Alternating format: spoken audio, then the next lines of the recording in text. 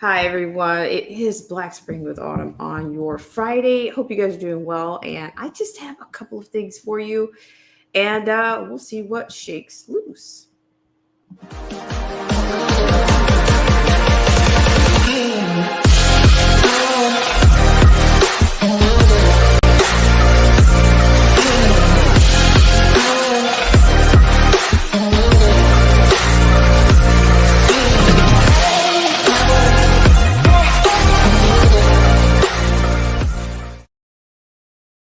Hi, everybody. Thank you so much for tuning into this segment of Black Spring with Autumn. I really appreciate it.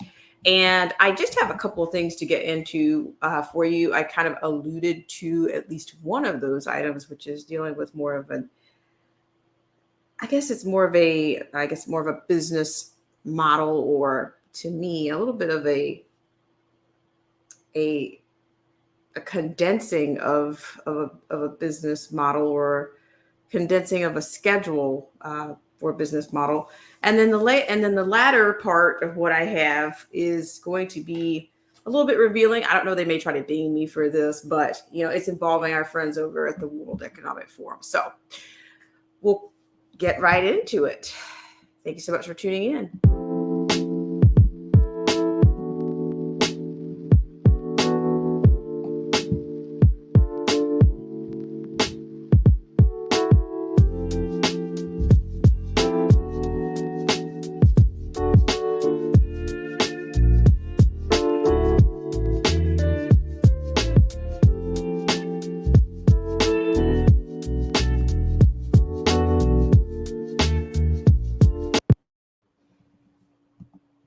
All right. Thank you so much again. I really appreciate it. I appreciate all of you.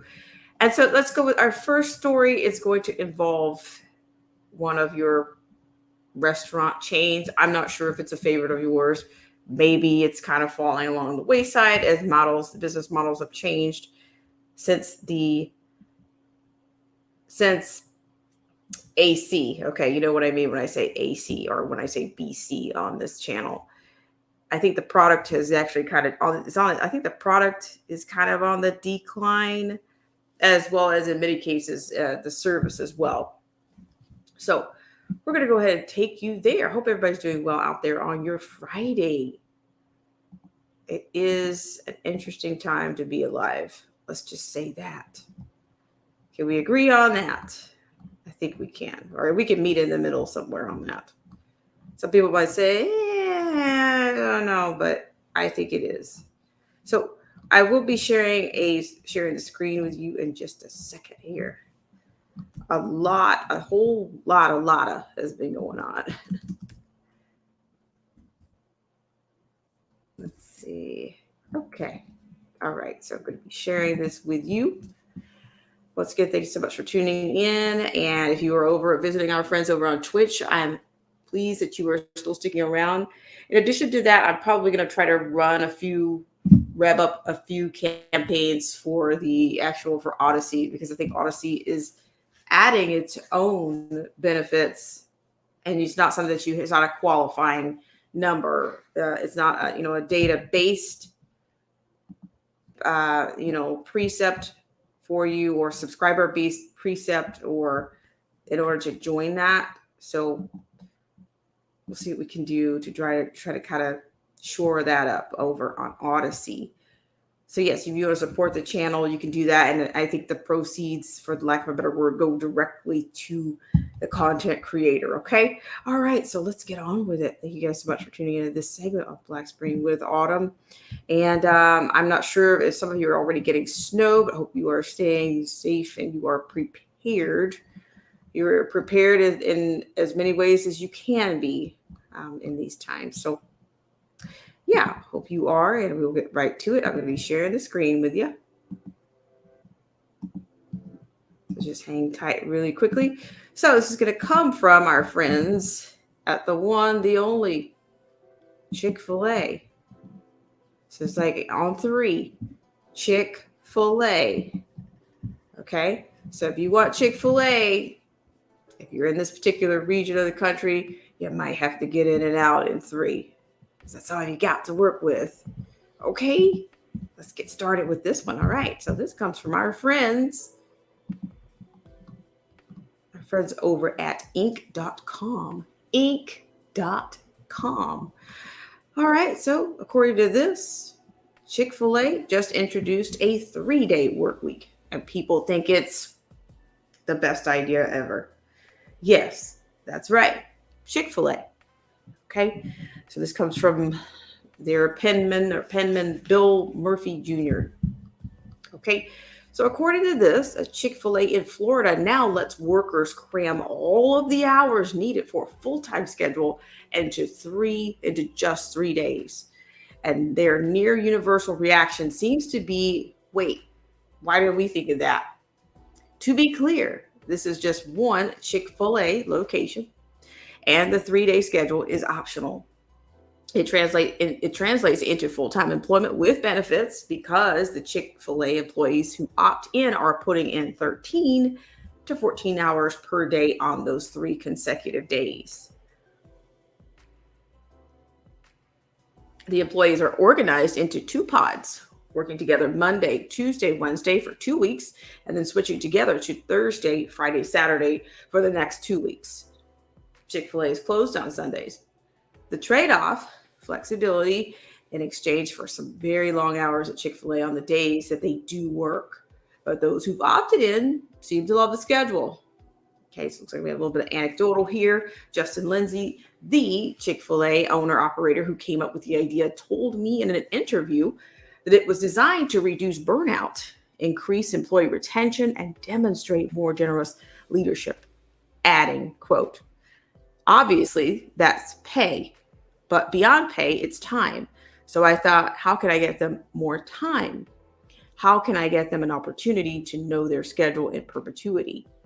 And they could build their lives and their vacations and their plans and their childcare and their school and all of those things around that.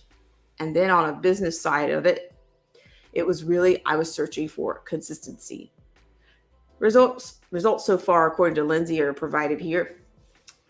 About 40 of 160 total employees have opted into the 3-day work week program, with the number increasing as non-participant employees ask their colleagues about their experiences. Increased retention and fewer call-outs for those employees on the 3-day schedule compared to the non-program workers, and more people applying to work for Chick-fil-A specifically because of the 3-day program. We posted a job on Indeed, and we have 429 applications in a week. It was like 2 lines: work 3 days a week, get full-time hours. Overall, Lindsay said his Chick-fil-A location is on track to do about $17 million in revenue this year, which is far above the average. I have to admit that all of this sounded great to me until I really stopped to reflect deeply on what it would feel like to spend 13 or 14 hours at Chick-fil-A in a single day, 3 days in a row. Working at Chick-fil-A clearly is not for everyone, and that's okay. As I've reported here before, this is why Chick-fil-A encourages prospective owners to reflect deeply on why they are so interested in a franchise and ask them to explain why over and over during the interview process. Quote, my interview process was 4 years long, end quote. Lindsay told me, perhaps because he was only interested in opening a Chick-fil-A in South Florida. Yeah, I remember being asked the question. My answer then and it still resonates today, was I just really want to try to uniquely have positive impacts on my restaurant team and the community around us. Okay, so note here, even before the demic, we heard consistently that the number one thing many people wanted from work altogether, things being equal, was flexibility. Now, many office workers and others have that flexibility with much greater freedom to work remotely or even to squeeze their 5 day work weeks into 4 days. Obviously, however, it would be difficult to work remotely at Chick fil A. You sort of have to be there to make the sandwiches and serve the customers. But employees who have opted in the Chick fil A 3 day program have embraced it. Most 3 day employees spend their remaining 4 days, quote, school, childcare, and vacations, end quote, Lindsay said. Although some have started small businesses, taken other jobs, or work in the gig economy for companies like Instacart and DoorDash. Quote, I have one employee that's about to graduate from college, and she was sharing with me, I really don't know how I would have finished my degree in a traditional 5 day work week. Some are bragging they're making more money than they've ever dreamed of making, just kind of doing side gigs in addition to the restaurant. We have one who went to Scotland twice. His family's in Scotland, and he still has his PTO available. Just being able to see that as an employer, like, okay, I'm doing what I'm supposed to be doing. I'm being generous. That's my ultimate goal right now, just to be more generous. So, what do you think? Are there positions in your business that could remain full time but be converted to such a compact schedule? While it seems rare in fast food, it's not all that rare in industries like medicine or among emergency workers and first responders. It's telling, however, that so many people who hear about this arrangement comment on it and find it so foreign. How connected many of us how connected many of us are to work, no matter what kind of work we do. Quote, what do I do when I'm not here? Lindsay said one employee asked him when he first shared news of the program, end quote, like, I can do whatever I want, end quote. All right, my friends. So, this is kind of what I was on about, for the lack of a better word. I wanted to get into this on some level before, it was probably last week. And in that, I was saying simply that to me, it's like out of fear, we have people being accepting of a different type of model for their business, or a more condensed, or uh, yeah, more of a condensed schedule in the name of more freedom, more flexibility. I mean, what, a 13, 14-hour day? I mean, I at Chick-fil-A, I don't know. I mean, just it's not just Chick-fil-A, but anywhere. I mean, can you imagine putting in 13, 14-hour days in a cubicle? I mean, I've heard of people being interested in doing even 10 days. The state of California was talking about doing that. They actually wanted to put that into their state, put that under the state assembly, that's something that they were trying to do. But I don't know. I think that probably will work for a little while, but I think eventually people will get burned out. Hang on just a second. I'll just say hello to everyone that's in the stream. Ed Hen, how are you? Independent Men United, Melinda, how are you guys? Thank you guys so much for coming in. Cinco Madre, Zero the Infinite, renewed. It's been a lifetime. But yeah. So, Chick-fil-A is, this is just this is a one-off, is what I would call it. A one-off. But it's not like it hasn't been tried before. It hasn't been tried before. I think it's happening in the corporate American offices. You have people that want to try to do a 10-day shift. They want to do a 4-day, 10-day shift so they can have the 3 days. But I don't know what happens. What happens when they decide, oh, well, let's just work 24 hours, and let's just have 24 hours and work it all of our time in 2 days. I don't know. I mean, I guess there are advantages to it, but I'm not sure to me, it's just like the whole world is looking at everything in a post CV-19 kind of a manner. And it's like many people like out of fear, it's almost like you have people that are they've managed to change their model, change their business models because that's something they always wanted to do anyway. They've taken certain services, like some certain salons, believe it or not, they will not let you get underneath a hair dryer anymore. You cannot. They will not allow you to do that anymore. They're just trying to get people in and out. And it's almost like they think they're doing something in the name of safety, but then in the same breath, you can catch them saying the opposite. So it's still a wonky world.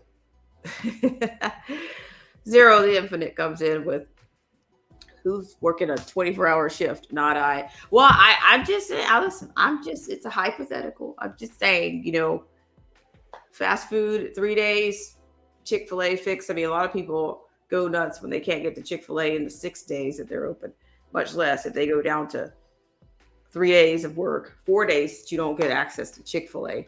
I mean, I don't know. It's, to me, is it historically known that typically some type of plague or pandemic comes along and restructures everything? Is it a little convenient, right? That just kind of comes along, just kind of reconstructs everything. People were out of their minds, horrified, but they've somehow managed to come back to their professions with, oh, this is great. I have no idea. The fear it's almost like people are asking for, it's like they want this kind of regulation. Oh, this is a great idea. Why didn't we think of this before? It's really bizarre. Okay. I'm just saying it's bizarre. And then a lot of people, oh, well, this is a new age of this and a new age of that. Well, what makes it new? Out of chaos, out of tragedy, we got all of this new standards and lost revenue and businesses shut down during this time. I'm just saying, just saying. Okay, just making an observation here. But it's just like by design. It's like inconvenience to people, and you'll see it our way, compliance and environment, and now business owners defend and support what was inconvenience and almost their complete demise. I'm just saying. Cinco Madre. There you go. It says government be harder, master. Yeah, so I mean it's just I don't know, but and then to another point, I was thinking of at the same time when I came up with this. I was thinking it's like we already have a social credit score in place. I mean, believe it or not, we already do. It's not the infrastructure is already there. Okay, just look at it. The social credit framework is already in place via social media. Look at this. Look at what we're on right now. We're already trained to like. We're already trained to form some type of opinion about a channel without even seeing the content. Like you might go onto a channel with 12 viewers, with 12 subscribers. I'm not sticking around for this. You would say, oh, this channel only has this, that they can't be legit, you can't. So, but like there again, it's not numbers. It's just a different representation. I think that's all it's going to be. It's just going to be shifted into a different representation. The concept is not really totally new. It's just going to be a different representation. Okay. They were able to shift that with Facebook and, you went from what do I want to say? You went from somewhat of a, you made the world smaller, like a globalization, like a social globalization. And now, and in the same sense, you're going to make that credit system you'll globalize the credit system in the same way. Okay, so you have dings and strikes and, you got all of that. But yeah, I'm going to move us on. I appreciate you guys so much for tuning in. And let me just tag in here. Luciano, how are you? Zero the Infinite says, now that you said it, it sounds like when they say raising minimum wage to $15 would fix the high cost of living, like businesses aren't going to raise the cost after that happens. Yeah. Yeah, I'm picking up what you're putting down there. All right, guys. So I'm not going to keep you long here for sure. I appreciate you guys for burning that whopping 20 minutes and 12 seconds with us here on Black Spring. But what we're going to do now is we're actually going to go over to the second thing. Okay, so we're coming out of the Halloween season, right? Yikes. Exhausting. I just want to just make a couple comments here. You know, I saw some of the creepiest, even Saks of Fifth Avenue. I mean, I can't find that commercial to save my life. It's almost like as soon as they put things out, they like bury them, you know, like right away. Like they were selling these weird shoes. And another thing I noticed is you notice how the tonalities, just something to think about, the tonalities between the Christmas music and the Halloween music are very, very similar. They call it enchantment. I don't think so. It's just the tonalities are way too close. Enchantment, bewitching, it's all the same kind of a thing. Yeah, it's all the same. So I don't know. Then not to mention you got these rapper situations going on. So I just making observations. The month, what they say is October surprise. There's no surprises there. No surprises. Not really. Okay. Zero the Infinite the renewed says, government literally means control of the mind over mind control, governing control, and meant the shortened version of mental dealing with the mind. Okay. All right, guys. Thank you so much. I appreciate it. So what I'm going to do right now, I'm going to get ready to take you guys on over to something that it's going to come out of the No Q report. Okay. Looks like the World Economic Forum, leave it up to them, right? I'm going to share my screen with you. I appreciate you guys so much for tuning in. So it says this is coming out. Let's go with this one first. So I'm going to share my screen with you. Okay. So you got the right hand man. Did I say man? Okay. The right hand man of Klaus Schwab. Okay. Klaus Schwab's right hand man, Ferrari, calls for a quote mass extinction event to usher in the great, you know what I mean, teaser. Okay, I'm gonna keep going here. Oh, just another thing. Like, of course, people are calling. You know, they call everybody that quotes anything from the Bible a conspiracy theorist. So I think that's the common denominator there. So I'll keep going. With food shortages coming, it's a smart move to order organic cooked freeze-dried chicken for long-term storage from Prepper Organics. Okay, I guess that's a service announcement. I'm not affiliated with this Prepper Organics either way. So here we go. So just you guys remember, you're familiar with this face, right?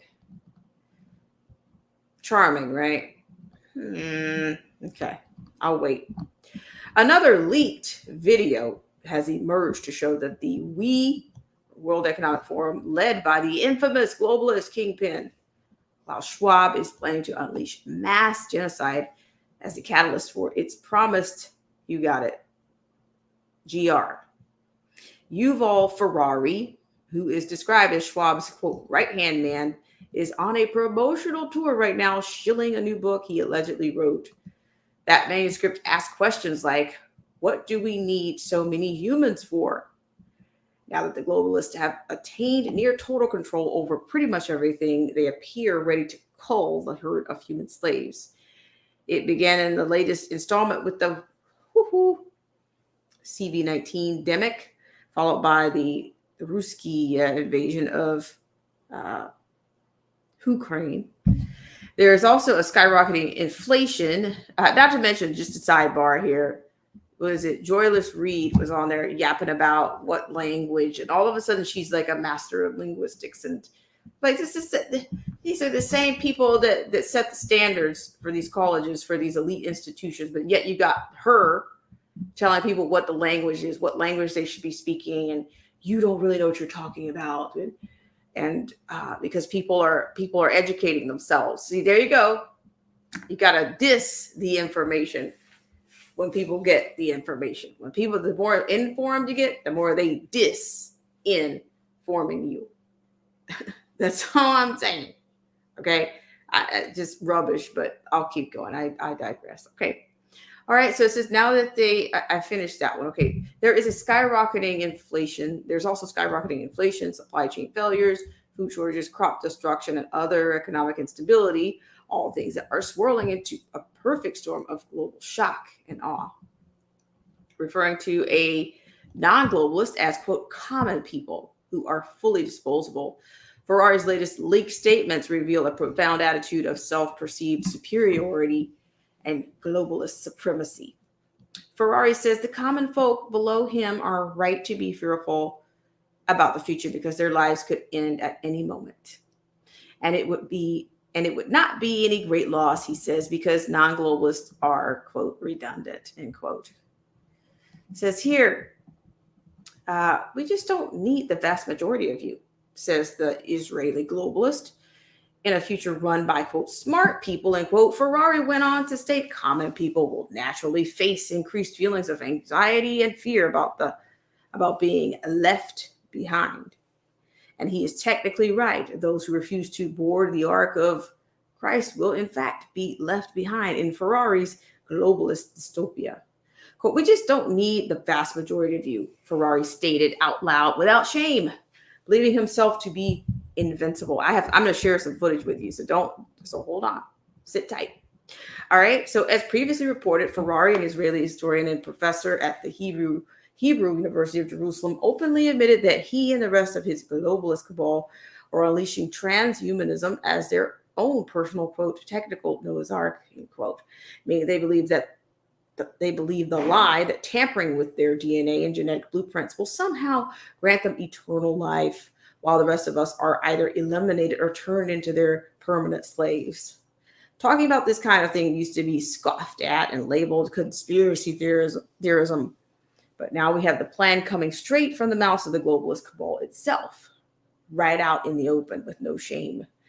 Rockefeller Foundation official Alan Gregg is another outspoken globalist who recently declared that the world has cancer and the cancer is mankind, excluding himself, of course. Prince Philip, the late Queen Elizabeth's husband, likewise believed that humanity is a cancer that he wished he could eradicate by dying and coming back to life as a killer virus.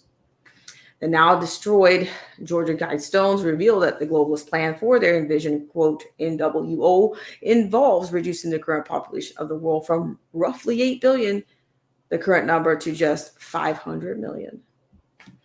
Former President Bill Clinton, unbeknownst to many, signed a so-called, quote, biodiversity, end quote, treaty during his tenure that contains an explicitly stated goal of reducing the world's population to 1 billion at least as a start. At the, quote, grassroots level, the globalists have done an exceptional job programming millions of Westerners into supporting mass genocide through abortion and even infanticide, the latter constituting the murder of a child after he or she has already left the womb. George Orwell warned us about these times, writes Baxter Dimitri of Newspunch. He said they would convince us that war is peace. How right was he? All right. So you keep going here. And you have, hang on just a second. Sorry about the interruption there. It says they're trying to shut us down. They're trying to shut us down. Okay. It says over the last several months, I've lost count how many times the powers that be have tried to shut us down. They sent hackers at us, forcing us to take extreme measures on web security, sent attorneys after us. But thankfully, we're not easily intimidated by baseless accusations or threats. They've even gone so far as to make physical threats. Those can actually be a bit worrisome. About Remington has covered me. Okay, so I think I'm a little bit out of sorts there. So sorry about that. This was the NQreport.com. Hope you guys are doing well out there. Hope you guys are doing well out there. But wait, just wait. I had one more little piece for you. One more little piece for you. Okay, so let's get in there. Let me show you the video. And this is where the ding might come in. So brace yourselves. All right, so this is coming from newspunch.com. Okay, you got the evil WF leader caught planning the mass extinction event to Inner Circle. Now, this is what I want to play for you. Here we go. Let's see if it goes through.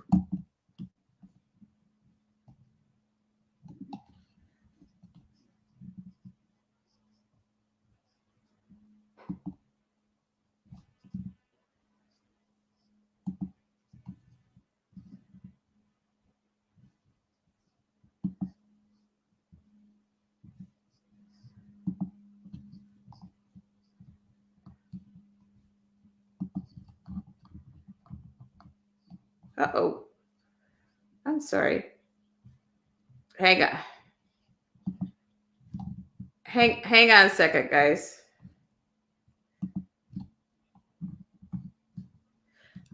Let's see. Okay, hang on just a second, guys. I thought I was sharing that one, but I didn't. So let me share the actual correct page. All right, so just hold on. Let me switch that page. Okay, I will share that screen with you in just a second. All right, so here it is. So here's the page. Here's the piece that I wanted you to hear. Okay, let me put that on play. So here you have it. The evil WEF leader caught planning the mass extinction event in Inner Circle. So here we go. I'm going to bump this back a hair.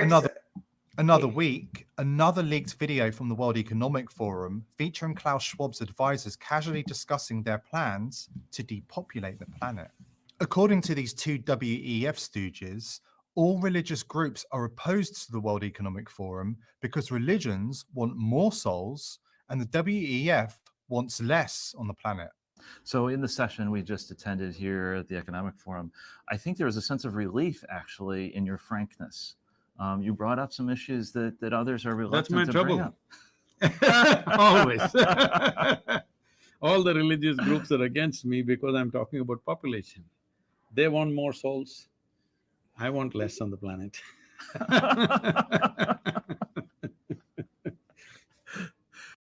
At what point do we stop and say enough? How many times does the World Economic Forum have to declare their sinister intentions before the world stops and listens? Klaus Schwab's right-hand man, Yuval Noah Harari, who has a history of saying the quiet part out loud, recently admitted what many people have long suspected. According to Harari, who was promoting his new book, the big political question of the 21st century is, what do we need so many humans for? And it's not even the first time Yuval Noah Harari has let slip regarding their plans for humanity. He recently declared that the WEF considers the vast majority of the human population to be obsolete, useless, and redundant. According to Harari, so-called common people are right to be fearful of a future in which they will be made redundant. The WEF advisor assessed the widespread.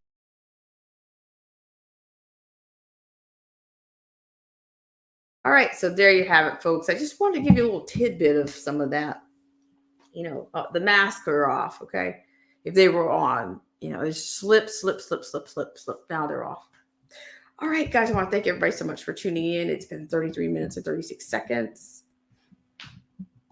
And Ed Hinn says, yeah, it's not leaked. They want you to see this. They don't want it hidden. And Zero the Infinite says they almost sound like movie villains making these horrible plans only to have it fail horribly in their face. All righty. All right. And Melinda says the stores have had Christmas decorations out. Yeah, since Halloween. I'm not ready for any of these holidays. Yeah, I know. Even, Amazon, I can remember specifically having things out already. All right, just a quick shout out to everybody in the stream. And I'm going to get you guys out of here on your Friday. Thank you so much, Melinda, for coming in. Independent Manny, Ed Hen. Okay, Cinco Madre, Zero the Infinite. It's nice to see you. It's been a lifetime. Luciano. And who else do we have? I'm still working on a studio here, guys. Real Mad TV. Thank you guys so much for tuning in and have a great weekend. Just have a great weekend, and I will see you guys around. We'll see what shakes up. We'll see what shakes up. Okay, guys. All right, take care, and thank you so much for all you guys do to support the channel. I will see you next time.